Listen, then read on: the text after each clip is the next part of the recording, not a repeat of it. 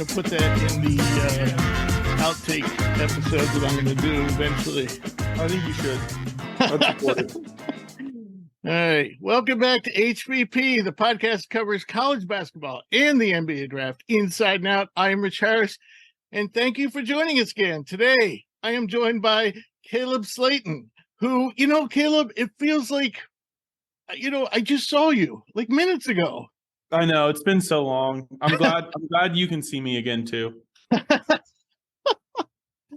All right, so we have the briefest of college notebooks, and we will be brief, folks. Just want to keep you updated, keep the notebook up to date. So Mikey Williams, more developments with his situation.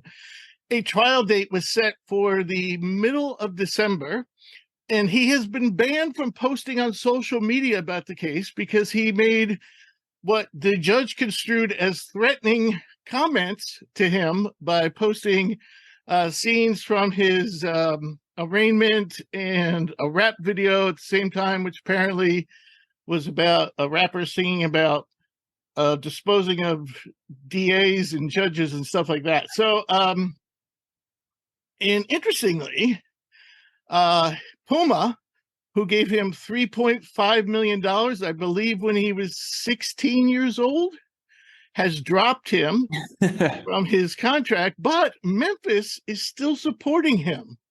Despite, it's looking very bad for Mikey Williams. Yeah. And now when I say they're not allowing him to play till the legal situation is resolved, and I can't see that happening quickly, though, like I said, trials in December.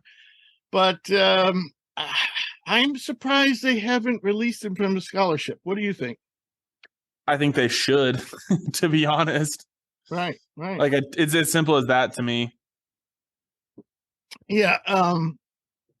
And we'll go over a situation that's not the same, not nearly as serious, but later on the show, dealing with Kansas State, and they've actually suspended the player, and that was fast. Yeah, very fast. All right. So another thing I wanted to get your opinion on was that there are a number of players that have been denied transfer waivers.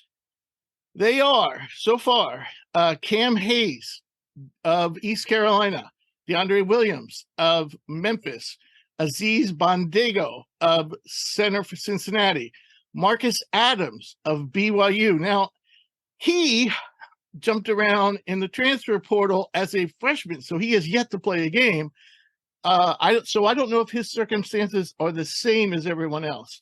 Raycon Battle of West Virginia, Keelan Boone of UNLV, Jalen Tyson of California, Jalen Cook of LSU, Efton Reed of Wake Forest, and also Zyamir Ivicic, a center from Kentucky. And his, I think, is more like the Baba Miller situation, where he's been playing pro ball for a number of years. And I think with Baba, I think there was some whether he got benefits, whether he was paid like a professional or whatever. So I think that's what's going on there with Kentucky's player. But my question to you is, a lot of these guys have been denied waivers. Almost all of them, to my knowledge, it's being appealed. And now the grounds that they can transfer a second time is if they are in a situation that basically makes it untenable for them, either emotionally, physically, something like that. So I'll give you a good example. Bandaogo, he's from far country. He originally played in Akron. That's where his girlfriend is. And he has no support system. His coach, Mark Madsen, was his support system, and he went on to California. And Bandaogo wants to go back to Ohio. That's why he transferred to Cincinnati, to be with his former friends and his girlfriend. Seems like a reasonable thing to me. Jalen Tyson's another interesting example. Apparently, some improprieties went on there with the former coach at Texas Tech, said some racially insensitive. Oh, yeah, I heard about that. Right. And so he's like, yeah, I just want to get away from Texas Tech. But these guys are being denied. and the schools are appealing. But right now, all these guys that I listed, they're good players, key players, some of them. Yeah. And they're not right now not allowed to play. So I wanted to get your opinion on, don't you think it would be wiser that just for the NCAA to say, we're going to start really cracking down on this, and you're really going to need an ironclad argument to transfer twice. So this year, I think that's what you're seeing. Yeah. But right? I mean, it seems like they're all of a sudden, we had Mike DeCourcy on the show, and he was saying transferring was just a formality at this point. They'll let you go. They'll let you go for any reason. And now all of a sudden they're clamping down. I mean, I do know they have verbalized that they want to clamp down. I did not realize it would start this season. Right. Or like when maybe there was like a date over the summer where they kind of said internally, hey, this is when we're going to be a little bit more strict about it. But I know not all of these situations are that way. Like DeAndre Williams has just played for 10 years. Marcus Adams has transferred a couple of times, but like hasn't played a game. Right. Ivazic, the Kentucky center. I know his actually is about the buyout of his professional contract. Interesting. Yeah, some of the Kentucky guys are pretty optimistic that he will get cleared, but I do think it's a little more spicy. But in general, I do think we're just like seeing the NCAA start to maybe they pick some interesting cases to do it on, some ones that we would not choose to start that process on. But it does seem like they're just trying to be stricter. Right. And what I'm saying is I would just love to see, them saying, this is the last year. Yeah, some clarity. Yeah, this is the last year. We're gonna let you guys, you're gonna have to from now on in. You're gonna have to an ironclad excuse. Yeah, like hey, this is coming instead of oh wait, this is here now. Right. Yeah. Right. All right, ready to jump into Big 12? Well, no, I have one more question I want to ask you. The NIT has announced they're totally changing their selection process. So, if you were in a small conference and you won your conference, so like say Oral Roberts last year. They made it to the NCAAs, but they were, I don't know, they had like a record of like 30-3 or something like that. And if they didn't win their conference tournament, they were not going to make the NCAA tournament. And those teams, if you won your regular season title, you were automatically, and you didn't make it to the NCAAs, you were automatically invited to the NIT. Now they've taken that away, and their automatic bids are going to like the next two, like whatever, like the Big Ten. If the Big Ten gets 7 teams in, automatically the 8th and 9th team goes to the NIT. Automatic bids to the NIT are based on like the next 2 best teams in like the Big Ten, the ACC, Southeastern Conference, Big 12, Pac-12. And I just think that's craziness. And one of the reasons they say they're doing it because there's a new tournament coming out next year. Okay. But do you really want to see like the 9th best team in the Big Ten over like the best team in, I don't know, the Big West? I don't want to see more of Georgia Tech. So I think I have heard it. I think it's a money thing. They're kind of like looking after the brands. Can we get some down on their luck, big brands to come to our tournament? I think is probably what they're aiming for. I've seen a substantial pushback. I don't know if it'll last, but it is unfortunate. Well, here's the thing. A lot of these teams go into that tournament and their best players don't play. They don't play. It's like, it's become like the bowl games. I'm going into the draft and I'm not going to play in the NIT. And so what good is that? I mean, so many good teams did that last year. Michigan. I mean, Michigan was kind of a shit show to end the year, so. But I mean, Kobe Buffkin and Jed Howard didn't play in the NIT because they were going pro.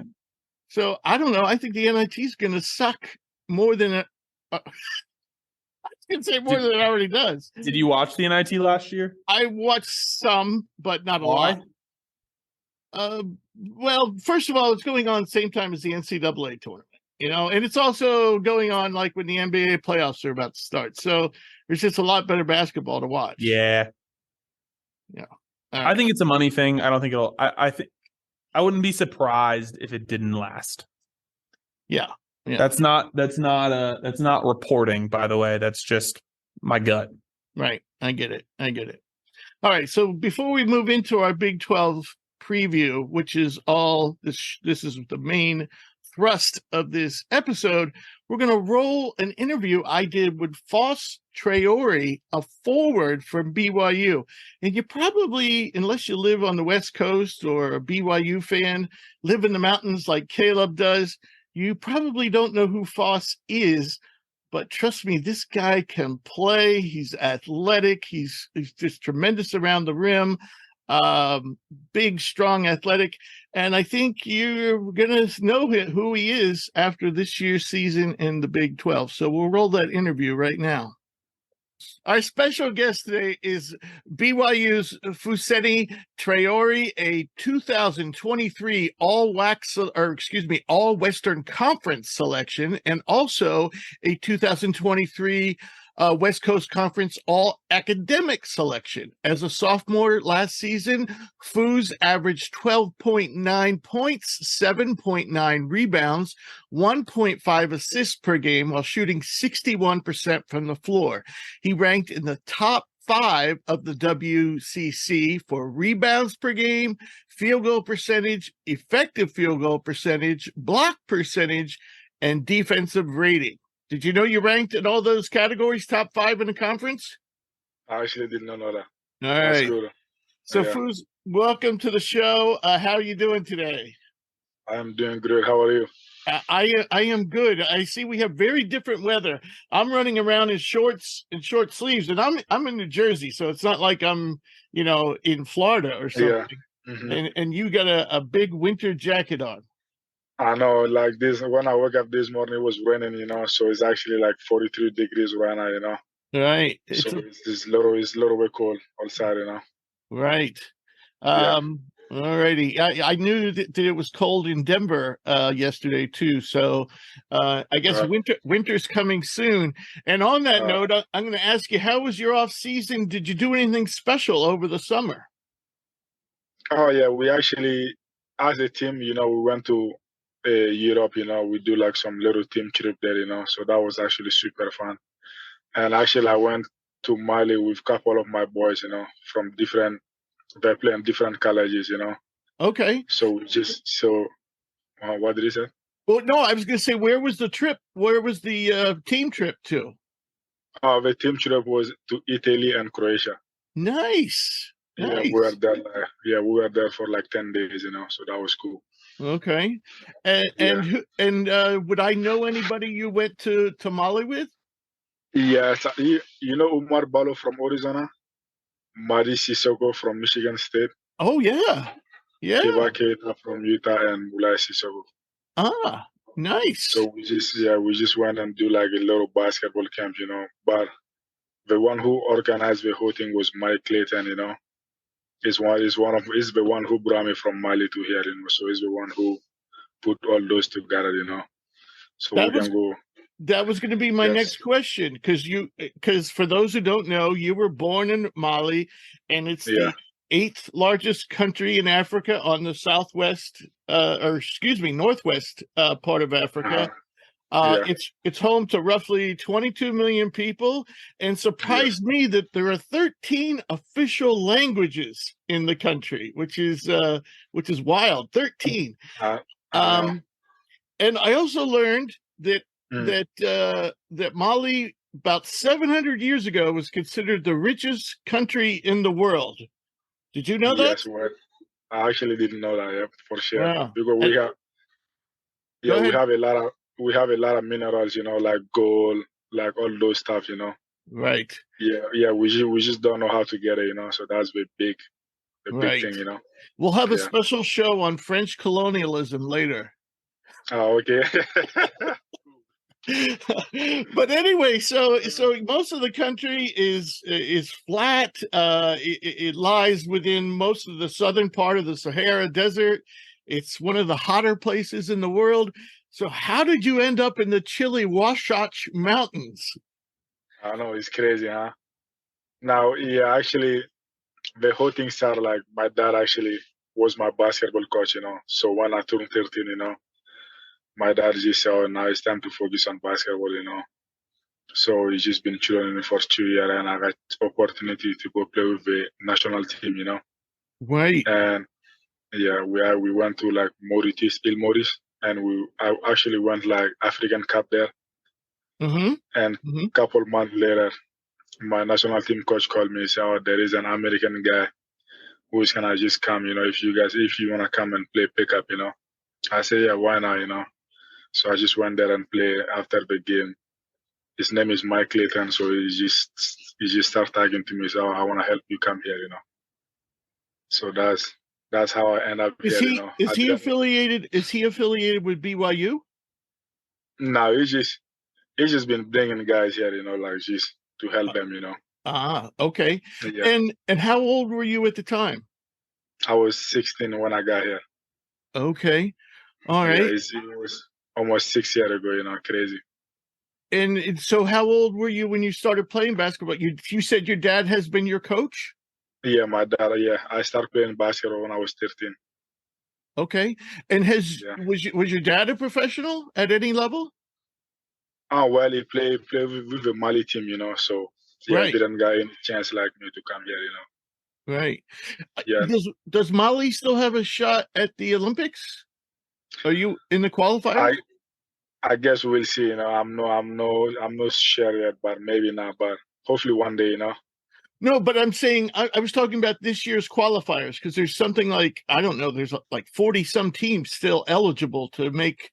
It's only like 4 open spots or something like that, but they're having the tournaments this July, I believe.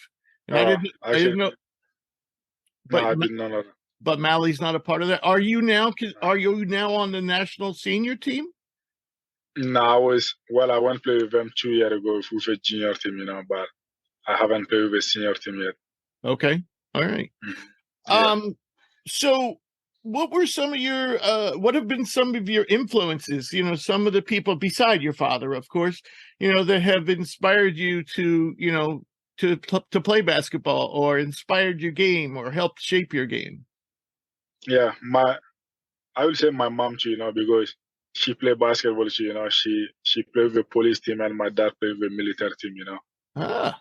So it's just like a family thing now, you know, and now all my brother and sister play basketball, you know. Right. Yeah. And Traore, by the way, is a very common name in Mali. It's a common name in France, and it's a common name in the basketball world in general. I can name at least there's at least 2 players, I believe, that play for Long Beach State with the name Traore, and they're not related. Do you have any relatives that are playing high level basketball? I actually don't. But like you said, you know, there is just a lot of Traores everywhere, you know. Right. Yeah, there is a lot. It might be for sure the number 1 last name, you know, in Mali, you know. Okay. All righty. Yeah. So you're listed at 6'6", 250. Is that correct? Yeah, that's right. You're 250? Well, I'm around 245, you know. I was gonna say you just don't seem you don't seem that big. No, yeah. So you excel around the rim, in the paint, in transition. Would you call yourself a power forward at this stage? Yes, more like that, you know, a power forward, yeah. Okay. Yeah. And so let's talk a little bit about the team. 7 of the 9 guys who played at least 25 games last year and 15 minutes per game last year returned. So that means you're getting the majority of your guys back. You're joined by Ali Khalifa, the big man from Charlotte, Dawson Baker, shooting guard from UC Irvine, and freshman forward Marcus Adams, assuming he gets waivers. So how would you say that this team is shaping up, and how does it differ from last year's squad? Now, I'm actually super excited about this year, you know, because last year, like, we really didn't know each other that much, you know, so we were super close in a couple games, you know, but we just couldn't finish, you know. But now I feel like now we understand the game, and now we know who we are, you know.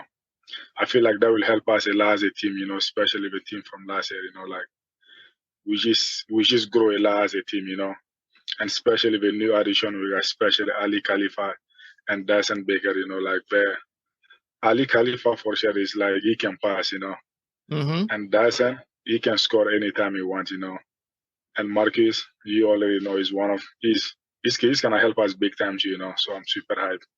Right. And of course, Ali's from Egypt. He too is from Africa. So actually, I know him because in the African Cup, so we actually play against him in the final, so I beat him, so I told him all the time, I say, Egypt will never beat Mali, Yeah, we always make a joke about that, So last year's squad, you guys finished 19-15, and that's not what people at BYU are used to. And now you take the jump up to the Big 12.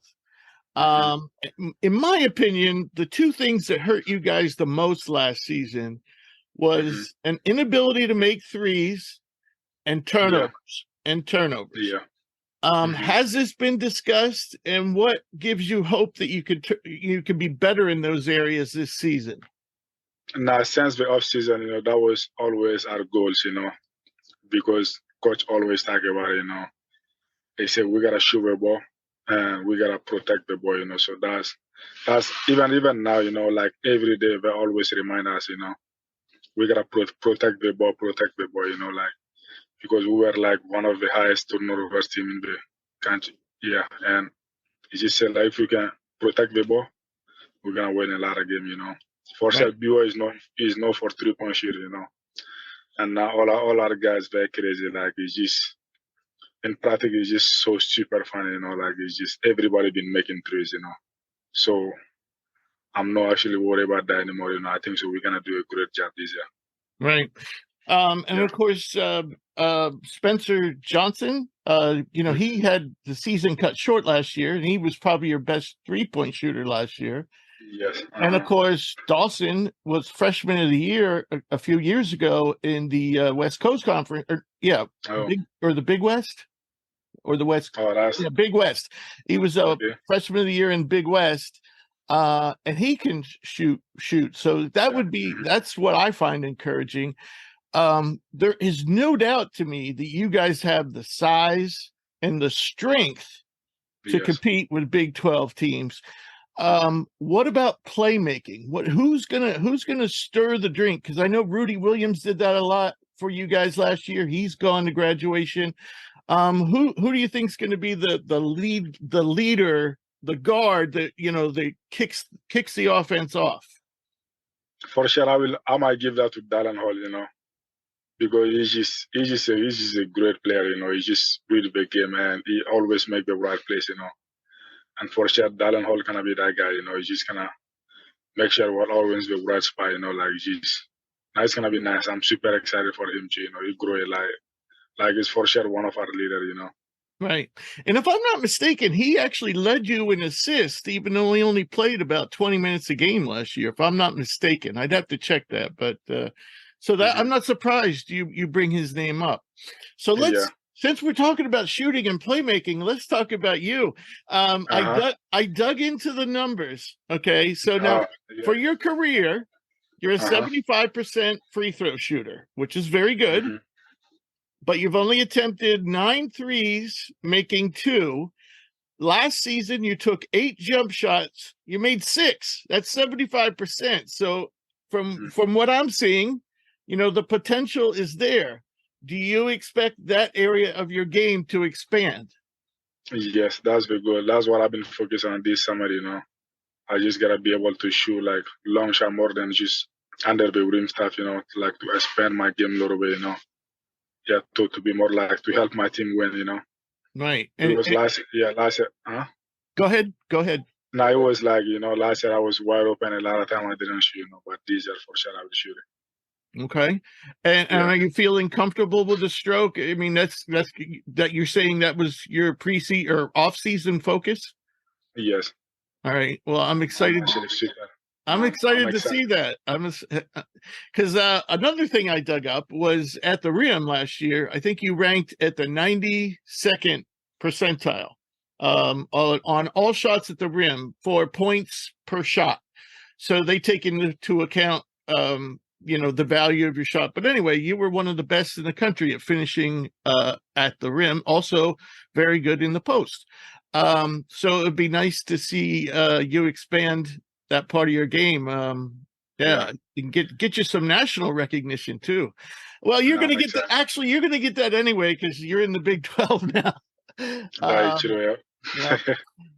So overall, now I know you mentioned continuity, but overall, is there anything else other than continuity that gives you the confidence that this team can go into the Big 12 and immediately, be competitive and win in this conference? Yeah, no, I'm actually 100%, I know who we are, like as a team, I really know how bad we want. Even Big 12 is not like, we all know it's not an easy conference, but we know we're not scared. Like, we're just going to prove to people we actually belong there, like we're actually that team, we can do anything, and it's just our mindset, and I feel like everybody's ready to get it done, Right. And I'm super confident about my team. Right. And they have a little surprise coming when they come to your place too. The thin air, the crowds, it's not easy to win it. It's not easy to win up in the mountains at BYU. Oh man, it's crazy. The Brax, oh man, I never see anybody like the Brax, like they're just for sure they're number one in the whole country, like it's just crazy, like they don't know what they're coming to, but they will see though, Right. Yeah, for sure. I can remember when I was about your age, and my first ski trip west was to Salt Lake City, and went to Park City, which is just not too far south. It's in between BYU and Salt Lake City, and I remember that we had a rented apartment for the week.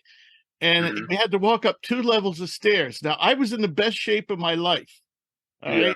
And by the time I got to about halfway up the stairs, I was like, oh my God, I can't breathe. Yep. Oh yeah, for sure it is just super hard to breathe here. So it's just even when you're in shape, it's still hard to breathe here, Right. Yeah, it's just crazy. Yeah. All right. So lastly, I got to ask you a fun question. I always like to talk to players about their hobbies, especially if I especially like it when their hobbies are other sports. Golf comes up a lot. Fishing comes up sometimes. And I hear from Tyson, he called you a master fisherman. Now, before you answer, I have to point out to people that Mali is a landlocked desert country. Yeah. So how do you become a master fisherman? Are we talking fly fishing? No, just regular fishing. It's just like I actually never fish in Mali. My first time fishing was here. Okay. So I just came. My host family. My host dad take me fishing. His name is Traore Fousseyni. So he's the one who actually taught me how to fish. So like I just since the first day, I just fell in love with fishing. Right. So I always go fishing. Catch fish, bring it home, cook and eat. So it's just fun. Yeah. Very relaxing. Yeah. Very relaxing. Are anybody on the staff at BYU know how to fly fish? Maybe Cahill. Yeah. Right. You should. Cahill might know. Yeah. You should get him. I've never done it, but I hear it's not easy. Oh, nice. Now I only done it like 4 times. Okay. But yeah, it's just a lot of movement, and you gotta know how to do it. I'm not really good at it, but right. I can do it there. I'd end up with a hook in my eye. Oh, oh no. Oh man, that is cool. Yeah. All right, Fouz, it was great talking to you, and I hope we can do this down the road. Again, maybe after the season or before next season, or depending on what your plans are. But let's do this again. For sure, we will. I appreciate you. Thank you so much. And thank you. It was fun talking to you. All right, have a great. And I wish you and the team the best this year. Definitely gonna get to see you more often than I have in years past. So that's gonna be fun too. No, I'm excited to. Yeah, so hyped. Yeah. All right. Thank you so much. Appreciate it. Thank you, and tell Tyson I said thank you, please. For sure, I will. All right. Take care, buddy. Yeah. Thank you. See you. Bye. All right. Time for our Big 12 conference preview. So we'll review a little bit went on last season, but before we even do that, we have to note that BYU is one of the 4 new teams joining the conference, along with Cincinnati, Houston, and Central Florida. Now, the conference will have 14 teams this year because Texas and Oklahoma are still in the conference for one more year. Next year, they will move to the SEC, and it will be back to 12 teams. So what happened last year? Well, Kansas won the regular season title by 1 game over Texas, and the 2 teams met in the Big 12 tourney, but the Longhorns prevailed 76-56, putting a whooping on the Jayhawks to earn the automatic bid. A total of 7 Big 12 teams made the big dance. Kansas was a 1 seed, Texas a 2, Baylor a 3, Kansas State a 3, Iowa State a 6, TCU a 6, West Virginia a 9. Out of 07 teams, only 2 made it to the Sweet 16, Texas and Kansas State. Both teams lost in very close Elite 8 games, with the Longhorns falling to Miami of Florida, who made the Final Four, and the Wildcats losing to Florida Atlantic, who made the Final Four. Only 1 Big 12 team was invited to the NIT. That was the Oklahoma State Cowboys, who defeated Youngstown and Eastern Washington before losing to the eventual champ North Texas in the 3rd round. One has to wonder, the championship game was in the NIT last year was North Texas and UAB, and also Utah Valley was in the Final Four. You have to wonder, under the new system, how many of those teams would actually even be in the NIT. So, and yes, I did watch the Final Four of the NIT. So, what the new teams did in the postseason last year. Houston lost just 1 conference game in the American Athletic. They finished 4 games ahead of Memphis for the regular season title.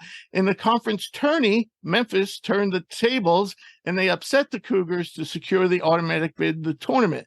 Despite the loss, Houston entered the NCAA tournament as a number 1 seed and advanced to the Sweet 16 before falling to Miami, who made the Final Four. 2 AAC teams made the NIT. That was Cincinnati, who advanced all the way to the 3rd round with wins over Virginia Tech and Hofstra before losing to Utah Valley, and UCF, who defeated Florida before losing to Oregon in the 2nd round. So all the teams who played in the postseason from the American Athletic are now in this conference.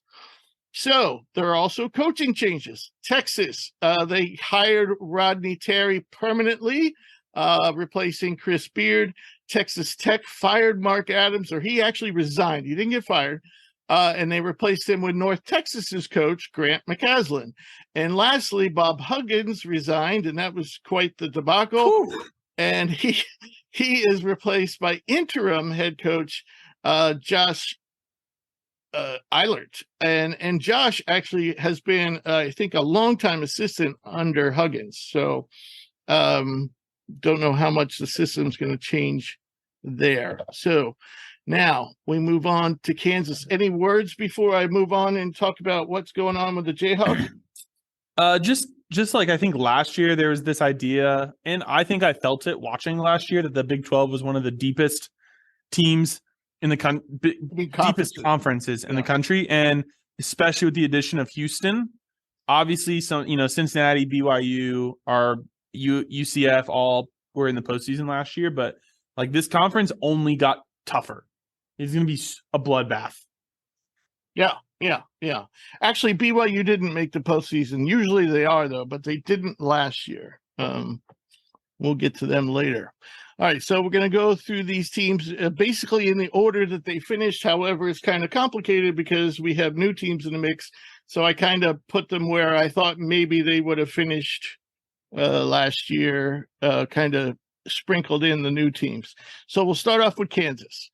And Kansas loses Jalen Wilson to the NBA, Grady Dick to the NBA, Joseph Yesufu goes on to Washington State, Bobby Pettiford goes to East Carolina, Ernest Udo goes to TCU, MJ Rice goes to NC State, and Zuby Ejiofor goes to St. John's. That's a boatload of high recruits, except for Yesufu, moving on from the team. Who's left?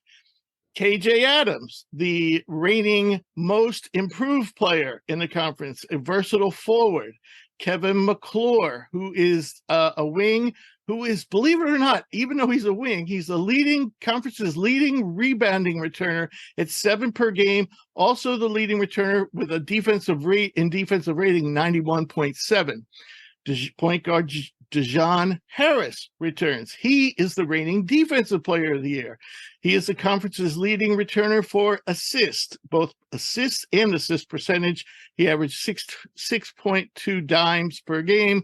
Also the leading returner for steals per game at 2.2, and the leading returner in win shares of 4.1. And lastly, Zach Clements, who at one time it was rumored he was going to redshirt this year, but I doubt that's going to happen because Kansas only has 10 scholarship players. And I believe that counts him. So, all right. So who's coming in? Hunter Dickinson, probably the biggest prize in the transfer portal. The big center from Michigan joins the Jayhawks. They also have Nicholas Timberlake, a shooting guard from Townsend, a really good three-point shooter.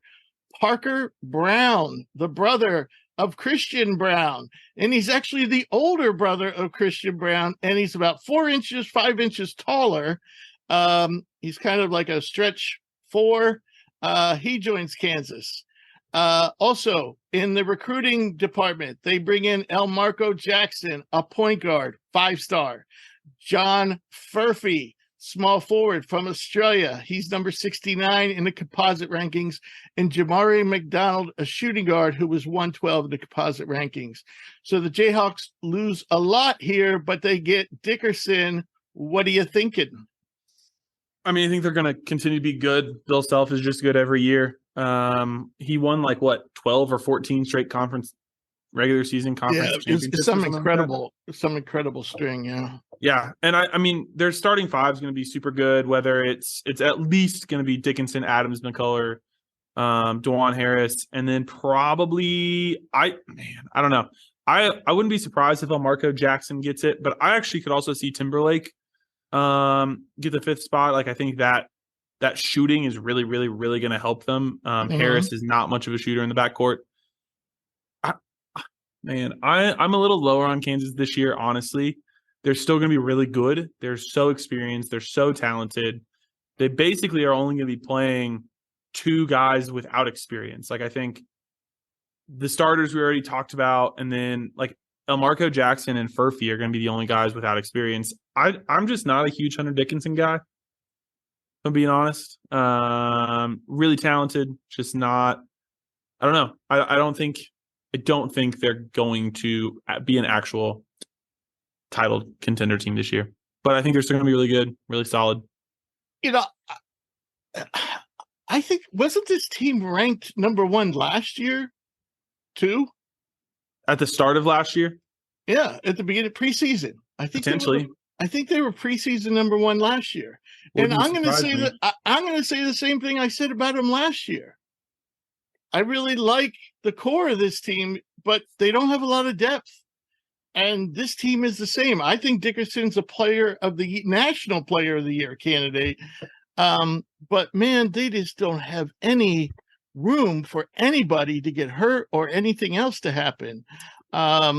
So yeah, I can't see, as I said, we haven't picked our top 25 yet, but I would definitely not put Kansas ahead of Duke. I would not either. All right. I am a little biased, but that's fine. Right. So we'll move on to Houston, who just dominated the AAC last year, and they were so good in so many categories last year. Offensive efficiency, they were sixth in the country.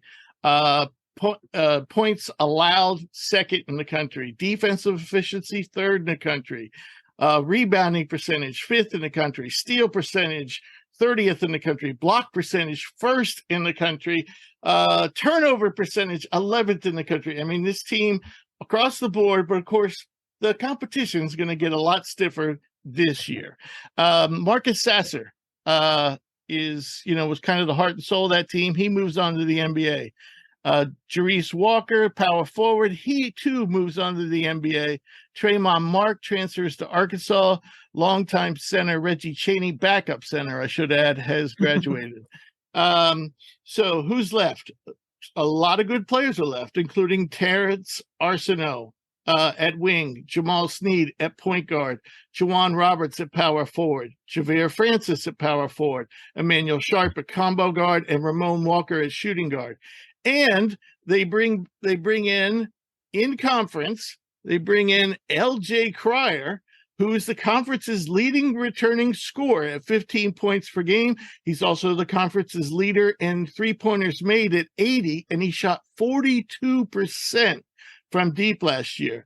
They also add shooting guard Damian Dunn from Temple, he's the other significant transfer. And then they have two top 100 recruits in Joseph Tugler at power forward and Jacob McFarland at center, more bigs.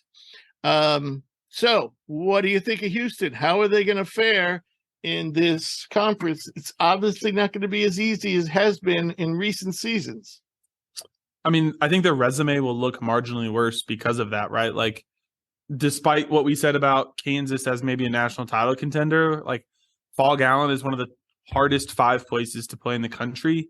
I don't remember the name of it, but a couple of years ago, Texas opened a new basketball. No, that was last year. It was actually last year. Last year? Yeah. And that was an incredible environment. Yeah. Like Kansas State is tough. Baylor's still tough.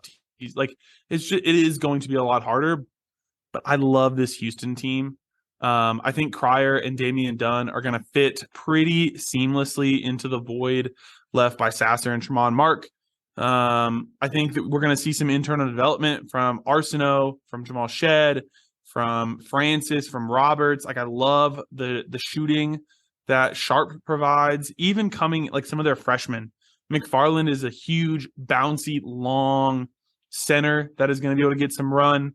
Joseph Tugler is the perfect Houston power forward. He's really 6'6", but he's 240. And he's super long with huge hands. He's going to really fit into that. Maybe not as good of a passer or good offensively as Jerice Walker, but I think that versatile 4 coming along as the year goes, just a perfect fit into the Houston system. Houston's going to be high on my list this year. Right. They certainly have more depth than Kansas. Don't have the same star power, but they definitely have much more depth. Yeah, but I'm not that big on Hunter Dickinson, so I'm not going to consider him a star. Okay. All righty. So now we'll move on to the Longhorns, who made it to the Elite Eight last year. And they lose some really good players, their top 3 scorers, and Marcus Carr, point guard, onto the pros. Timmy Allen, forward, onto the pros. So Serge Jabari Rice, shooting guard, 6th man of the year in this conference last year. He's in the NBA. Christian Bishop, a bouncy forward, power forward, has graduated, and Ontario Morris gotten some off the court trouble, and he's now no team Good. for him. So Good. Yeah. So who they bring back is Dylan Mitchell, former 5-star, very athletic, good defender, just can't shoot yet. So that's a problem. Tyrese Hunter, point guard, former Iowa State transfer, had a solid season for Texas. I think he'll be better this year. Dylan Dessou comes back, power forward. He's the conference's leading returner in blocks per game at 1.3, block percentage 7.4, and plus minus 9.2. And then, of course, Brock Cunningham, who's been there since since 85. He Has he been there since he's Obama?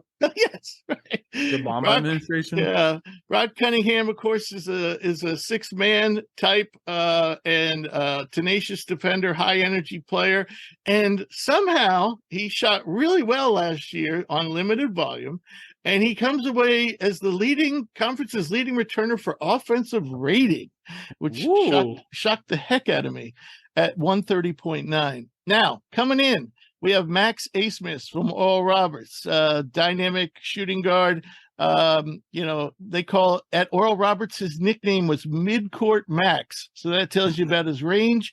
Caden Shedrick comes from center, comes from Virginia, very athletic, good shot blocker. Chendall Weaver is an interesting combo guard coming from UT Arlington. He's athletic, not overly efficient, but I think he's only a sophomore or a junior. He'll be a sophomore. Right. So he had a pretty impressive freshman season. Like I said, he's athletic. He's got upside. Ethel Horton, a shooter, a wing, comes in from Central Florida, and then their only significant recruit is Chris Johnson, a 4-star combo guard. They did have AJ Johnson, absolutely no relation, who was, I think, I want to say he was like a top 15 guy that committed to Texas and then ended up going to play overseas in the NBL. So that was a loss for their. He ended up at 25. But earlier in his high school career, he was much higher. But I think that's a big loss to their recruiting as well. This Texas team will be really fun. Like, Asmus and Hunter are going to be a great backcourt. I don't think they're going to particularly stop anyone. Right. And so the X factor to me is going to be Dylan Mitchell. Like, can he take a step offensively? Can he be the defensive kind of glue guy? Where I know it's not the NBA and you need like a big wing to guard the other team's best player, but can he do that? Can he be the defensive kind of like anchor? Maybe. I think injuries are going to play a deal as well, but they should be good when healthy. Are they going to be elite? Probably not this year, but they should be a good team when healthy. And the Big 12 is just tough. Like, they're still going to be tough to play at home. Yeah. On the injury front, right now, Chris Johnson is a little banged up with an ankle. Caden Shedrick has been bothered by his shoulder, but he's looking good to go for the season. The only one is Dylan Dessou. He has a foot injury, which he suffered during the NCAA tournament, and he's still not recovered from that. So he's the iffy one for the start of the season, and he's critical. He's going to be the guy who protects the rim along with Caden Shedrick, and that's about all the size they have on this team. I think Cunningham can play the 4. Who he might even. I mean, they'll probably start Cunningham and Mitchell on the wings with Dessou out. But man, they need like Brock Cunningham's a great guy, great bench player, not an elite starting 4 for a national title contending team. Right. Agreed. All right, so we move on to the darlings of last year, K-State, and they lose Marquise Noel, who went on to the NBA, and their other big star, Keontae Johnson, who went on to the NBA. Desi Sills, a shooting guard, got big minutes last year, athletic guy. He moves on to the pros. Ishmael Massoud, a forward, moves on to Georgetown. I liked Massoud. Yeah, good player. And now, who they have returning? They have some nice pieces returning, including Naquan Tomlin, power forward, David Gusan, another power forward, and he's the conference's leading returner for field goal percentage. It's 70.6, and the conference's leading returner for effective field goal percentage is 72.9. He can shoot a little, along with Tomlin. They also bring back Cameron Carter at shooting guard and Jarrell Colbert, a center last year, redshirted. He was a 3-4-star guy, so he will see some action this year. Coming in from the portal, Arthur Kaluma, the versatile athletic forward from Creighton, comes in. Tyler Perry, the reigning Conference USA Player of the Year, led North Texas to the NIT championship. He comes in as point guard to replace Noel. Quez Glover, combo guard, comes in from Samford. Day Ames, a point guard, comes in. He's a freshman, number 64 in the composite rankings. Also, RJ Jones, shooting guard, comes in, number 77 in the composite rankings. And finally, small forward, Michaela Rich, who was 147 in the rankings. Now, one thing I got to say before we dive into Kansas State is Tomlin was involved in a brawl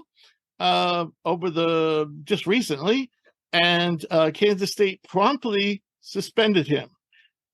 My source at Kansas State said, I'm just going to quote, I said, is he in big trouble? How long is the suspension up to him? He said, it's up to the player. So unlike some schools like Memphis and Alabama, where you can pretty much get away with murder, maybe literally get away with murder, Kansas State has promptly come down on, and my first thought was, hell, I've had a few run-ins myself with a couple of drunks over the years. Yeah. Do we know any of the circumstances surrounding? I do not. But I get the sense from my source that they are not happy with him. But I think if he does the right things, he will be back sooner rather than later. They need him to be. Yes. With him, man, I'm particularly intrigued. I think him and Kaluma could be pretty interesting. Yes. Together, like very versatile wings. They've got the power forward down low in Gesson. Down low, I think could provide a good spark. I think rebounding and like interior defense is really where I see this team struggling, though. My concern is Marquise Noel was like the ultimate playmaker, at least for college ball. I think he averaged over 8 assists per game last year. Yeah. Tyler Perry, as I said, reigning CUSA Player of the Year, a point guard, and I think he barely averaged 3 assists a game last year. He's a score-first guy. So, you got a lot of these players, Tomlin, Kaluma, who can definitely be factors, in transition and as cutters and as rim runners. But if you don't have a guard to get it to them, that's a wasted talent. I think both. I mean, at least Kaluma is a fine ball handler. Maybe by now he'll be able to take some of the load as far as just like getting. I love a good big ball handler, and so I would love to see like Kaluma and Tomlin create a little setup from the wing. But I hear you, like they don't have that table setter, and none of the guards, like Glover's not going to be that. I think Day Ames has some real good potential, but with Perry there and Cameron Carter coming back, like Ames is going to be pushed to get minutes. Like that's probably not going to happen. Right. So it'll be an interesting year, a spicy year for Kansas State. Right. Talented team, tough to play, like probably doesn't have that consistency that we're really looking for from like an elite team. Right. So next team is Baylor, and they lose 4 guards who got regular minutes last year. Adam Flagler moves on to the G League. LJ Cryer transferred to Houston. Keontae George, who was the freshman of the year, goes to the NBA, and Dale Bonner transfers to Ohio State. They also lose Flo Thamba to Europe, but they have plenty of other big bodies to replace him. Who comes back? Jalen Bridges, who started off the season so cold last year and really was the hottest player on this team at the end of the season. At the same time, Keontae George cooled off, and Keontae George was also nursing an injury at the time. Langston Love, former high recruit, hasn't gotten much playing time, but this year he should. Returns at shooting guard. Jonathan Chachua comes back at center, and also Josh Ujuwana comes back at center. He got some decent minutes last year, especially when Chachua was hurt. He comes back, and of course, Caleb Lohner, the energetic forward, former transfer from BYU, is back. So who's the new guys? Well, they're reloading at guard. They're big time reloading at guard. Ray J. Dennis, coming off a season of being a player of the year in the MAC, comes in at point guard. Jaden Nunn, a solid guard for VCU, comes in at shooting guard, underrated guard, I should add. Coming in at the wing is the number 9 overall recruit, Jacoby Walter. Also, Muriel Little, a point guard, number 42 in the composite rankings, and Yves Missy, a center, number 37 in the combo rankings. So that's 1 5-star, 2 4-stars. And I will say, I saw Little play in the World Cup, was really, for Finland, really impressed with his composure playing against real men. I mean, really good professional athletes. I'm high on Little, excuse me. Yes, he came over and played his first year of high school ball in the U.S. last year. He was playing professionally before that overseas. So, like you've mentioned, you like guys with a little bit of international run, a little bit of international flavor, and I think you're going to see that with Little and that composure that he brings. Right. So, what do you make of Baylor? To me, this team has a lot of the elements that they've had for all their successful runs. I think the talent's a little lower, but I love Jacoby Walter. I think he can score from all 3 levels, and I think you're going to look to him, Langston Love, and Jalen Bridges to really be the leaders in this team. I do think they're good. I think the talent's going to be a little bit less than maybe we've seen from some Baylor teams in the past. I actually think they're going to have a similar problem to what we talked about with Kansas State, right? Like Nunn's a scorer, Walter's a scorer, Bridges is a scorer, Love is a scorer. Like Ray J. Dennis averaged 5 assists, I think, last year, but throughout his 4 years of college ball has only averaged about 3.5 assists a game. And so is Little going to have to step in as a freshman to kind of be the driver of this offense? Right. We had Ray J on the show when he was deciding whether to turn pro or not. And the right decision. And what he said during the show, the only thing we knew at the time was he wasn't coming back to Toledo, and he eventually chose Baylor. All right. So now we'll talk about TCU, and they lose their star Mike Miles to the NBA. Also, Damian Baugh played big minutes for them last year, goes to the G League. Eddie Lampkin has moved on to Colorado. Shahada Wells moves on to McNeese. And Rondell Walker, a wing, moves on to North Texas. Who do they bring back? Emmanuel Miller, strong, versatile forward.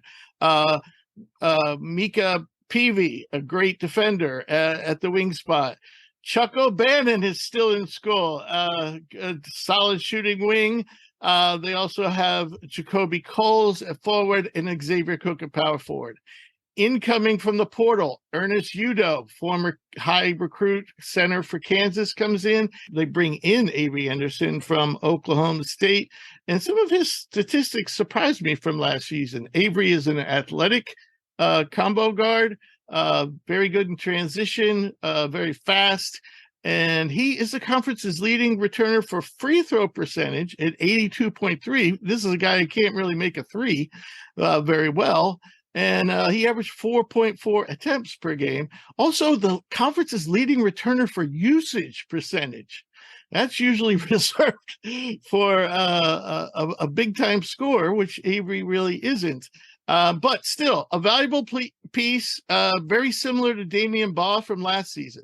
They also bring in Jameer Nelson. Obviously, he is the son of Jameer Nelson, who played for St. Joe's and then played in the NBA for a number of years, Orlando Magic. He transfers in from Delaware. They bring in Assam Mustafa, a productive center at Coastal Carolina. He's from Egypt, good rebounder, a solid shot blocker. And Jace Posey is their lone 4-star recruit, or their lone, big name recruit. He's a 4-star shooting guard. So what do you make of TCU? I'm excited. I really like Jameer Nelson Jr. Avery Anderson. I think he was a freshman with Cade at Oklahoma State. Yeah, Feels like, yeah. I feel like he's been there for a minute.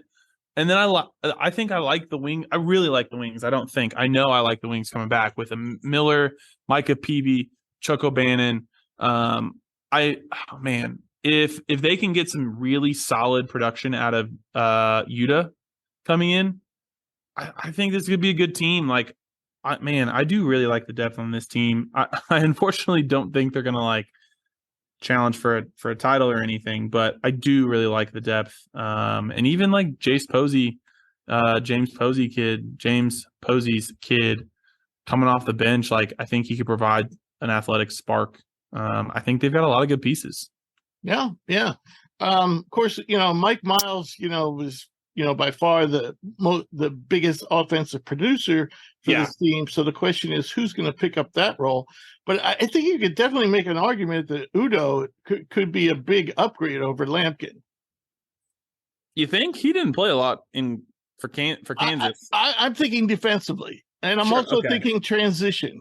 And this team loves to run. So that's why I'm thinking he might be an overall upgrade. Lampkin was very solid, post score, and he might not be able to match him in that department, but overall. Yeah, and I know like Jameer might not be as good of a scorer. Man, Mike Miles was such a fun college player, but hopefully with some internal development, maybe Avery Anderson decides he could actually shoot this year, not just from the free throw line, but the 3-point line as well. Like, I think that collective effort might be able to help him out. Yeah. All right. So Iowa State's next on our list, and they lose 5 solid contributors, but none of them, I think, are earth-shattering losses. They lose shooting guard Gabe Kauscher, Jaron Holmes, forward, Caleb Grill, kind of a 6-man sharpshooter. I think it's Aljaz Kuntz. Sure. And of course, Usumi, the shot blocker center. All those guys have moved on to the pros, or, well, in Caleb Grill's case, he transferred to Missouri. Who's coming back? Tamin Lipsey, the point guard who had a great freshman season last year. He's a conference's leading returner, steals per game 2.2 and steals percentage at 4.6. Hassan Ward, former defensive player of the year in the A10, who didn't get a lot of play last year. He comes back at power forward. Trey King, who kind of came on toward the end of last year, he's bounced all over, did most of his playing at Middle Tennessee State. He's a solid player. Robert Jones, center, gave them good minutes last year. He's the conference's leading returner for rebounding percentage, 14.2. And Demarion Watson didn't get a lot of playing time last year as a freshman, but he's a solid all-around contributor as well at forward. And then from the portal, they don't bring in any household names, but they sure do bring in 3 really good players in Kashawn Gilbert, combo guard from UNLV, Jason Pavletsky, a combo guard from Wolford, and Curtis Jones, a combo guard from Buffalo. All these guys can shoot. Jones was a big-time scorer. Pavletsky was kind of a good scorer and a good passer, and Gilbert has some defensive upside. On top of that, they bring in four high-level recruits. Omaha Billow, he's number 12 in the composite rankings. Milan Mosilovic, a power forward, at number 40. JT Rock, 7'1" center at number 83. And Jelani Hamilton, a wing, at number 145.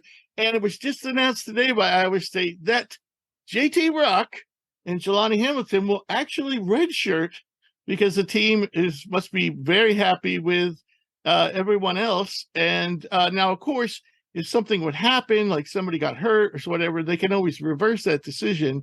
Red shirt is not written in stone. But right now, JT Rock and Jelani Hamilton are the roster shaping up so nicely that they're not even going to play this year. I mean, I really like this Iowa State roster. I think they're going to be fun. I assume that they're going to play a little faster than they did last year. Yeah, they were very methodical last year. Yes, but I think especially with all the shooting that they have and the ball handling and the flexibility of all of those guards, like I think they're going to be able to get up and get down the court much faster than they did last year. I like the trio inside of Jones, King, and Ward.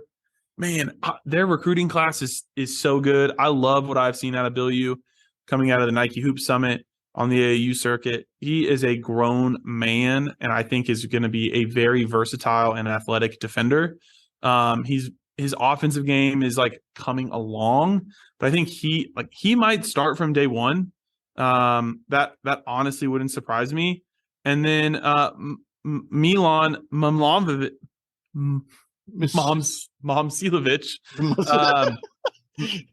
he is an incredible scorer. Like, I really don't have. I could talk for so long about how good of a scorer is from all three levels.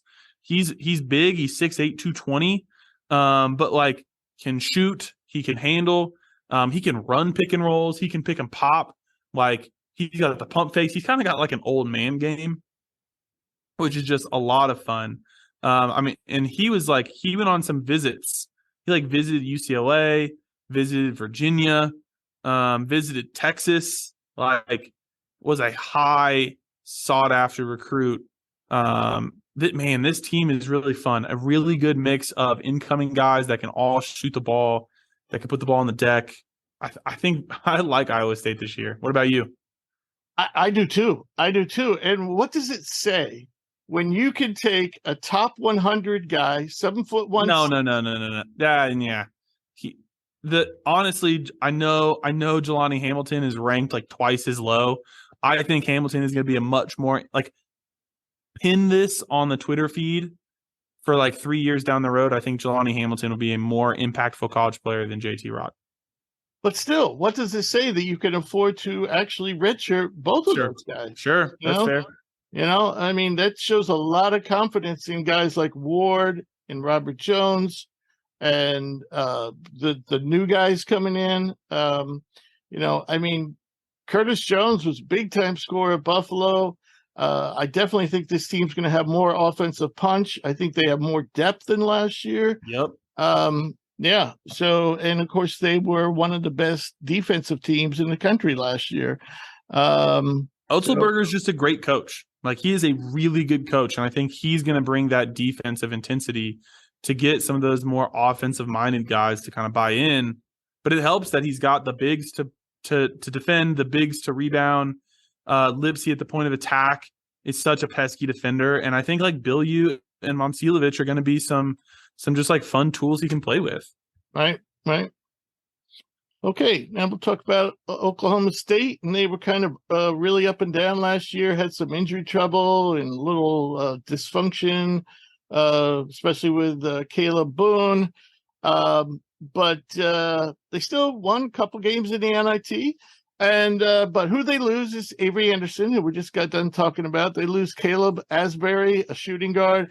Musa Cisse, one of the best shot blockers in the country. Caleb Boone was also a great shot blocker and great rim runner. He goes on to UNLV.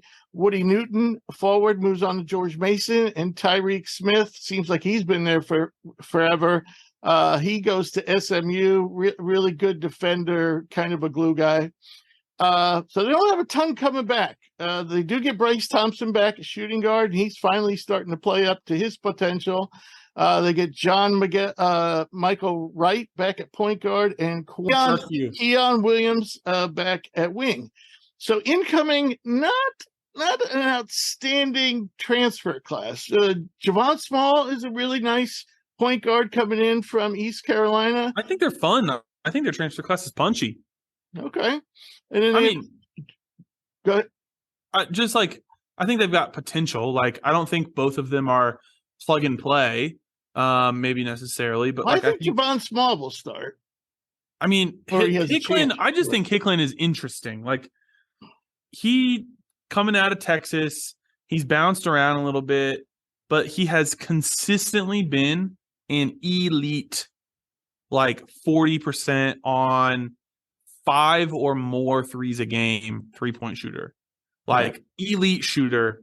And so that's why I'm just saying, like, they don't have the depth. Right. But I think Javon Small, like, rock steady point guard, and Hicklin is just a lights out shooter. Like, that's spicy. Yeah. Well, won't argue there. We're talking about Jarius Hicklin. shooting guard from North Florida. What did I And say? then, Didn't I say Hicklin? you didn't say his first name. Oh, I'm sorry. So I'm sorry. I'm just clarifying. I appreciate it. So then we have a really 5 big time recruits coming in. Brandon Garrison, a power forward, number 36. Isaiah Miranda, who we talked about, left NC State, redshirted last year. He was number 43 last year in the recruiting rankings. He's a 7'1" skinny center. They also have forward Eric Daly, comes in at number 54. Then they also have 2 guys outside the top 100, power forward Justin McBride at 116 and combo guard Jamiron Keller, combo guard at 146. So it looks like this team's going to be relying a lot on young guys, beside, like maybe Bryce Thompson and Small. Everyone else is pretty young on this team. And Hicklin's got experience as well, but looks like some of these freshmen are going to be playing significant minutes. I think they've got talent. I think between the front court guys, like if I had to bet, I would bet that we'd see a lot from Garrison and Daly. Daly has been in and around the IMG program for a couple of years. He's really solid, really smart, been a Team USA guy for a couple of years as well. Really versatile 4. Like he's a little bit on the small side for he's 6'8". Just a really versatile, like a pretty good ball handler, like a combo forward, attack the basket. And then like Brandon Garrison is really solid. Also been a Team USA guy as a 4-star. Last year in EYBL, which he's a 6'11", pushing 7-foot center. And he had a 2-to-1 assist to turnover ratio. Nice. Maybe not high volume, right? But right. I think that shows he's a really good playmaker, really good passer. He's always going to be a smart decision maker, and just like really knows where to be. And so I think with the versatility of Daly and the size of Garrison, like I think that's probably what the front court is going to look like. They could be interesting. They might win a couple of games, but that's about it. And then Miranda's going to give you some block shots and dunks, though really on the skinny side. Yeah, he's like 7 foot 220. Yeah. So now we move on to West Virginia, who is a total disaster. Everyone basically who was anything last year has moved on, except for point guard Seth Williams, who wasn't a major contributor. Now, to top things off, they had a transfer class that included 4 really solid to good players, led by Jesse Edwards, one of the best shot blockers in the country. And they got Kerr Kriisa coming in from Arizona, Raekwon Battle, shooting guard from Montana State, who I believe started at University of Washington. He's a great shot creator. And then they have a Cook, a forward from Georgetown, really good long defender, with the potential to be more than that, actually, but he's never been able to stay healthy. So it wasn't looking so bad until we find out Kerr Kriisa is going to miss the first 9 games of the season because he's suspended for getting inappropriate, or whatever you want to call it, illegal. I don't know what the word is. Improper benefits while he was at Arizona. Battle is one of those players who has not gotten a transfer waiver, and then a Cook, sadly, collapsed in a recent scrimmage, had to be rushed to the hospital. I haven't heard word as to what he suffered. I don't know if he passed out or something with his heart. They say he's resting comfortably at home, but no one's saying what happened to him. And, who knows? But right now, it's not looking good for him to play this season. So this team really is like Jesse Edwards and a bunch of D2 players or, mid-level, major. Talking about Noah Farkanen? Farrakhan, sorry. Yeah. D2 player. Yeah, he's the next best transfer, and he's mercurial. inefficient. Yeah, I think you're looking at I'm honestly super bummed. Like, I was super excited to see Edwards, Kira Krisa, and Battle all together. I think Jesse Edwards was a steal, like honestly a steal in the transfer portal. But I think we're probably looking at a bottom of the barrel team here. This team's going to take some losses, take some lumps. I think this is going to be the worst season in West Virginia's. You're probably going to have to go way back in the record book to find a worse season. And this is, Kreese is eventually going to come back. Maybe a Cook comes back. Maybe Battle gets a waiver, but who knows when that's going to be? They already might be 0-10 at that point in time. That doesn't even matter. Like, mention the fact with all the turmoil of Bob Huggins and his resigning and bringing in a new, a first-time head coach. It's a lot of turmoil. Yeah. It's and I'm going to miss Huggy Bear. But anyway, all right, so we're going to move on to Cincinnati. Bearcats, of course, made the NIT last year. Their biggest losses were Landers Nolly, a wing, really nice 3-and-D guy, and Jeremiah Davenport, another wing who moves on to Arkansas. They also lose steady guard play from David DeJulius and Micah Adams Woods. Woods went to St. Bonnie's and DeJulius went to the pros. They bring back some nice pieces. Victor Lankinen, big physical center from Russia, is still there. Daniel Skillings, a wing, pretty high recruit. Josh Reed, a forward, pretty high recruit. Odi Uguama, power forward, comes back. And Johnny Newman, shooting guard, used to play at Clemson. He missed almost all of last season with injury. He's back. He's a solid piece. And then, of course, we talked about Aziz Bandego. Maybe he gets a waiver, maybe he doesn't. Same thing goes for Jameel Reynolds, another center coming in from Temple, who has yet to get a waiver. So thank goodness they have Lankinen, though, because Lankinen is a traditional 5. It would be nice to see him, and maybe he and Bandego even could have played alongside each other. But we'll have to wait and see what happens with the waiver process. But they still bring in Simus Lukosius, a shooting guard from Butler, good shooter. CJ Frederick, a combo guard from Kentucky, good shooter. And then they have 2 nice freshmen coming in, both top 70 guys, and Jizzle James, point guard, at number 60, and Ravion Griffith, a wing, at number 71. So it looks like those freshmen are going to have probably get some significant minutes right out of the boot, especially since James is the only true point guard on this team. Do you know who his father is? No. Edgerrin James, the running back. He's built a lot like him. He's like a little over 6 foot, like 200 pounds. Wow. Yeah. Really, really athletic. And like a powerful athleticism too at the guard spot. Okay. I feel it'll be fun. I think it'll be plunky. I like James around the shooters. I also really like Ravion Griffith as well. Originally from Cincinnati, actually, and then played for a year at Compass Prep and got like some pretty good run out there on a Compass Prep team that did well.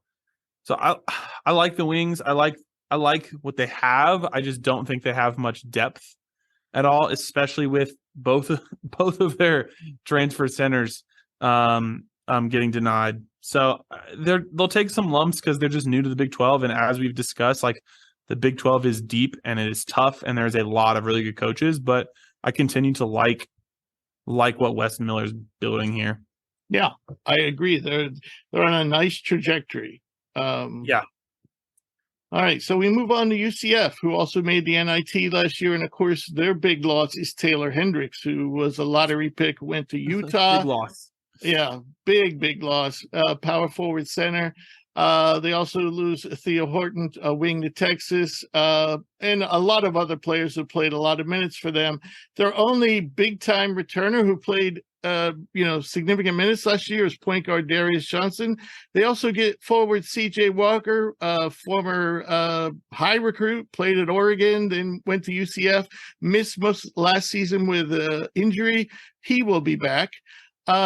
Incoming through the portal, some interesting pieces. Omar Payne, former center at Florida and Jacksonville, joins the team. DeMar Langford, shooting guard from Boston College. Both of those guys were high recruits, I'd say kind of underachievers. Marcellus Avery comes in for New Mexico State. Of course, New Mexico State had their season cut short.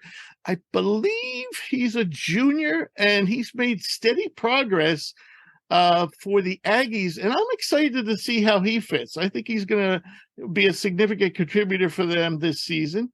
They get Jalen Sellers, a shooting guard from Ball State. Shamari Allen, a big-time scorer from Kansas City. And lastly, Abrima Diallo, a center from San Jose State. So with all the people leaving, they had to bring in a bunch of guys. I suppose the guy I'm most excited about is Avery. I just think this team just doesn't have enough to do anything but be near the bottom of the conference. Yeah, I think this is probably my pick for the basement. Okay. That's honestly that's about all I got. I do think Avery's interesting. I can't believe Omar Payne is still in college. CJ Walker is still in college. And isn't this his fourth school? He went from Florida. Didn't he go Florida, Illinois, Jacksonville, and now fourth school? Wow. How did he get a waiver? I don't know. In 5 or 6 years too. Yeah, they'll be the bottom of the conference. I think they might finish ahead of West Virginia because this. What's the bet? A case of beer. Sounds great. Can't wait. Let's do a 6-pack. Let's make it something good. We'll do a 6-pack. All right. Can't wait. There you go. All right. All right, so we move on to Texas Tech, who basically underachieved last year, I thought. Of course, Mark Adams is gone. Grant Haslam comes in. They lose a lot of guys, familiar names. Davion Harmon, guard, graduated. Kevin O'Banner, power forward, graduated. Jalen Tyson moved on to California, along with Fadars Amac, center, moved on to Cal. Daniel Bacho, center power forwards going to Louisiana Tech, might be player of the year in that conference. And Eliza Fisher moves on to DePaul. None of these guys, ironically, I thought played their best last year. It was just you didn't see the best from O'Banner or Tyson or Amac. And but the biggest bright spot, I think, from last year is their returning point guard, Pop Isaacs. I really liked his play. And he comes back with Lamar Washington, who was a pretty high-level recruit at shooting guard. That makes a nice backcourt combo. Kerwin Walton, who played for North Carolina back a couple years ago, he's still there as shooting guard. And Robert Jennings, a forward, returns. Now, in the portal, they get Darian Williams coming off a really impressive season in the Mountain West last year for Nevada. Good rebounder, decent athlete. So he can play small forward, power forward. They bring in Devin Cambridge, a wing from Arizona State. Warren Washington, also center from Arizona State, comes in. Good shot blocker. Kayron Lindsey, a pretty high-level recruit, comes in after not getting a ton of time at Georgia, if I remember correctly. Chance McMillan, shooting guard from Grand Canyon, comes back, and Joe Toussaint, point guard from West Virginia. And he's the conference's leading returner in free throws made last year. This surprised me. He made 96 free throws last year, shot 79%. And they have one 3-star recruit coming in, or at least one top 160 guy coming in, and wing Drew Stieff. So Texas Tech, a lot of guys leaving, a lot of guys coming in. Darian Williams is probably the prize of the new guys. I'm excited for their backcourt. I think Pop Isaacs, Lamar Washington, Kerwin Walton, and then bringing in Darian Williams, like that 4 is going to be really fun. I think really tough. I love Pop Isaacs. Like, I think he's going to end his career being one of the best college point guards in the country. Man, I don't see how they are going to get a rebound or if they get like any block shots on the year. Yeah. Warren Washington's mostly known as a rim runner and shot blocker. I don't think, is he a great rebounder? I don't think so. Lindsey showed some promise last year in his freshman season. So maybe Washington and Lindsey start. Yeah. I think not. But there is definitely, this team is definitely thin up front. Yeah. Really, there's not much size beside. Now, I will say Darian Williams is a really good rebounder. That's probably the best thing he does right now, though he's an all-around contributor. So, yeah, and they're probably the 3 biggest guys on the, who's going to play with size: Washington, Lindsey, and Williams. I'm excited to see McCaslin. Like, I think that's a great pickup for the Texas Tech program, and he just has such a recruiting base. Like, if he can get some of the guys in Texas to stay there, I really like in the direction that he's going. And the fact that he was able to get guys like Pop Isaacs, Kerwin Walton, Lamar Washington, some of those guys to stay, like, I think speaks pretty highly, right? Like, AMAC was kind of out anyway. Yeah. I think Elijah Fisher was probably out anyway, but able to get some of those other guys and some of these Darian Williams guys to come in, I think speaks highly of McCaslin. And I think his system will fit well with the ethos of Texas Tech basketball. Right. And Texas Tech usually is kind of a methodical defensive oriented team. Yeah. And of course, that's what North Texas was last year. They were the slowest team in the country in terms of pace. Oof. So I think you're going to see them be a grinder, and it's not going to be fun to play them. All right, so we move on to Oklahoma, who finished last in the conference last year, and they lose Grant Shearfield, combo guard, moved on to the pros. Jalen Hill, kind of utility forward, goes to UNLV. Tanner Groves, their center, moves on to the pros, and his brother, Jake Groves, moves on to Virginia. They also lost Bijan Cortez, shooting guard, to Wichita State, and C.J. Nolan, pretty high recruit. Nolan goes to North Texas. Who comes back? Milos Uzan, who was one of the best freshmen in this conference last year, comes back at point guard. They also get back Utega Uwe at wing and Sam Goodwin at center. Now, so coming in from the portal, John Hughley, big guy, post presence, usually carries a little too much weight, but he's an efficient scorer in the paint. He will join this team. Javian McCullum, who had a promising freshman season last year with Siena, comes in, a combo guard. Latree Dethard, a shooting guard from Utah Valley, who put up really nice numbers last year. I believe he was well over 40% from 3 on that Utah Valley team, who played so well in the NIT. Jalen Moore, a power forward, comes in from Georgia Tech. Rivaldo Soares comes in, a wing from Oregon. And they have 2 recruits. They have 4-star Caden Cooper, a wing, come in, and also 3/4-star forward Jacob Cole. So Sooners are basically reloading. There's some interesting pieces. The freshman, and Uzan at point guard, he had a really promising year last year. McCullum's interesting to see what he can do after a nice start to his career at a small school. Hughley can be counted on for points in the paint. You sound so optimistic. Well, he's a defensive liability, and he quit on Pitt last year, so who knows?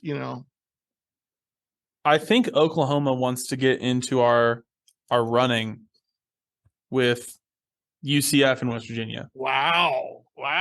Here's what I will say: it is never a good sign when you were last in the conference and then you lose your best player. Yeah.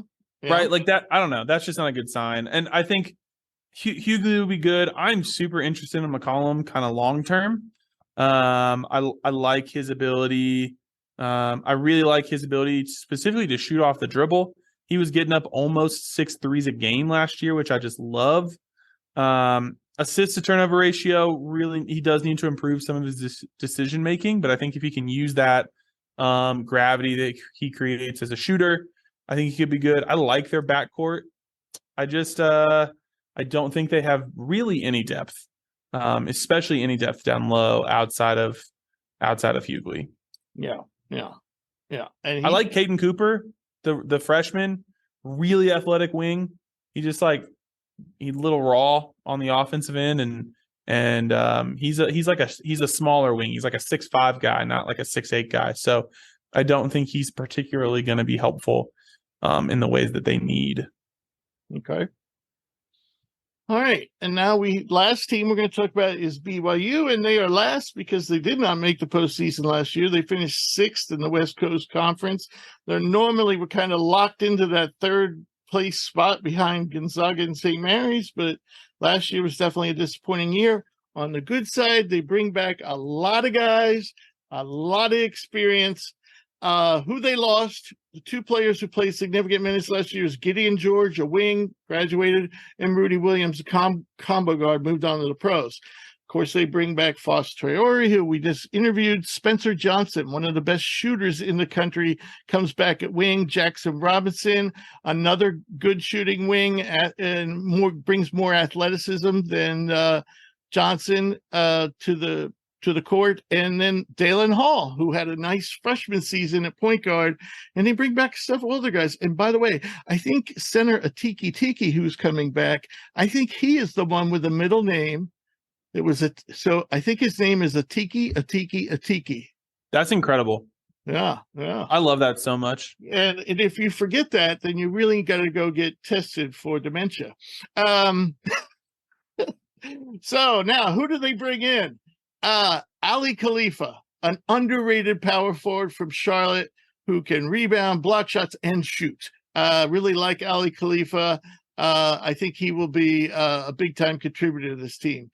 Dawson Baker, a shooting guard from UC Irvine, has been a solid shooter for the first 3 years of his career, hitting about 37%. Like him. And then, of course, Marcus Adams, who we talked about, still hasn't gotten a waiver. I got to have a feeling that's got to get straightened out. So he close to a top 100 recruit, 104 in the composite rankings, originally slated to go to Kansas. Then he went to Gonzaga. That's what happened. He was originally slated to go to Kansas. Then he said he was going to go to Gonzaga. He was only there for like a few weeks, and then Gonzaga said he couldn't go there. And then he transferred to BYU, and now can't get a waiver. So, but anyway, I like this team for the experience it brings back and the shooting it brings back, and I like Khalifa, as a center where everybody can work around him. I'm excited to see this team. I love what they bring back. Really like Traore. Really like Khalifa down low. I'm interested to see Dawson Baker. I think he can provide a good spark. He's been on maybe a little bit lower volume, but like a pretty good 3-point shooter. I love my shooters. I love when they bring back the wings with Robinson and Johnson. I hope Marcus Adams gets to play. Yeah. I hope he does. I have no knowledge on the situation, but he was definitely a guy that I liked as a 2-way wing coming out of high school. I really like this team. I think this is like a man. It just speaks to how tough the Big 12 is going to be. Yep. I think this is a really solid team, and they could finish 10th reasonably. No, I think they could finish higher. I think they could finish in the upper half. Call me crazy. Go. Call me crazy. I won't. I mean, I think they could finish 7th or 8th. Yeah. 7 going higher than 7th might be tough. Yeah. But I think that'd be good for them. Okay. All righty. And by the way, if you like shooters, you gotta like Spencer Johnson, 42.2 for his career from deep. It's a man after my own heart. Right. All right. So who wins? Who wins the conference? I think we're gonna have some disagreement here. I know. I love it. All right. So who's your pick to win this conference? I'm going Houston. I'm going Kelvin Sampson. I really like the guards that they brought in. I really like the defensive tenacity that they play with. They really get, man, they play so physical, and they've got like four guys, I think, four bigs that I think can play, that can bang, that can rebound. They got a bunch of two-way guys. I'm a big fan of this Houston team. Yeah, I thought long and hard about this. I really like Houston's depth, especially in comparison to Kansas. But I gave the nod to Kansas just because I am a Hunter Dickinson fan, even though the one time I interviewed him, he got really mad at me. You probably deserved it. Oh, I do. I always make the inappropriate joke at the wrong time. So yeah, but I really like that they're starting five. They got to stay healthy. And if they do, I think they come out on top. If not, Houston's going to be there. All right. So 7 teams made it last year. Look at you. Look at you. You got some sneaky picks here. What other teams beside Houston, and how many? Let's see. All right. I see how 7. many. I'm back at 7. Houston, Kansas, Baylor, Texas. Those are probably the top. Like, I think that's the top tier for me. And then I really like Iowa State and TCU. Actually more than Kansas State, I think. And BYU is probably my sneaky 8. If they don't all like murder themselves in conference play. Right. So I am going with the same 7, and the order that I put them in: Kansas first, Houston second, Baylor third, Texas fourth, Iowa State fifth, Kansas State 6th. And then I said they would get a 7th team, and I'm going with TCU. But I think Cincinnati, BYU, and Oklahoma State all have a shot. Now, of course, Oklahoma State's going to need a lot of freshmen to come through. But, yeah. All righty. So BYU fans will be happy to know that we're putting them on the bubble. On the bubble from day one. They're on bubble alert right now. All righty. So now we finish up the conference by talking about our player of the year selections. And I have a feeling it won't be Hunter Dickinson for you. I just want to go out on a limb here. Like, at the end of the day, if I had to bet who would be the conference player of the year, and I had like money on the line, I would probably bet Hunter Dickinson. I even really like your pick, your second place pick. Right. Man, your second place pick is probably also my second place pick. I'll let you talk about that person. Right. But I'm gonna go with a sneaky pick here. I'm gonna say Tyrese Hunter. I think the ball is gonna be in his hands a lot this year. I think he's really gonna be leading that Texas team. And they're gonna have to play fast, have to play up tempo. And I think the pairing with him and A. Smith is gonna be better than him and Marcus Carr and Serge Jabari Rice and Timmy Allen, like a lot of people that needed the ball last year. Yeah. So I think he's going to step it up on the scoring end and really be a leader. And I don't think Texas is going to be the top team, obviously, but that's going to be my sneaky pick for player of the year. Get back to Iowa State. I like it. I think Dickinson, is clear favorite, and that's who I'm going with. He's just a monster down low, can even hit a jump shot. Yeah, he can. He can hit a jump shot a little bit. So, yeah, I'm going to give him a nod. He's everybody's favorite villain. So, yeah, and my second choice would be LJ Cryer, of course, moving on to Houston. If Houston's the best team in this conference, which is very conceivable, LJ Cryer is going to be the leading scorer in that team, probably also going to have a fair number of assists, kind of like Marcus Sasser. Could put up, Marcus Sasser. He's a great plug and play for Marcus Sasser. So I think he's definitely going to be in the running. I'm here for it. I'm excited. I'm excited to watch Fran Fraschilla call those Big 12 on Tuesday night games. Wow. Or Wednesday night games, I think. Yeah, I'm excited for the games, but not so much for Fran. Oh yeah, I could take him or leave him. He's one of those guys that knows everything about anything. You could ask him about like a catalytic converter, and even though he wouldn't know shit about it, he would like look it up quickly on Wikipedia and start talking about it like he did. I mean, I do the same thing. If I don't know it, I'm gonna look it up in like 5 minutes while you don't see that I'm looking it up, and then I'm gonna pretend like I know it. Wow.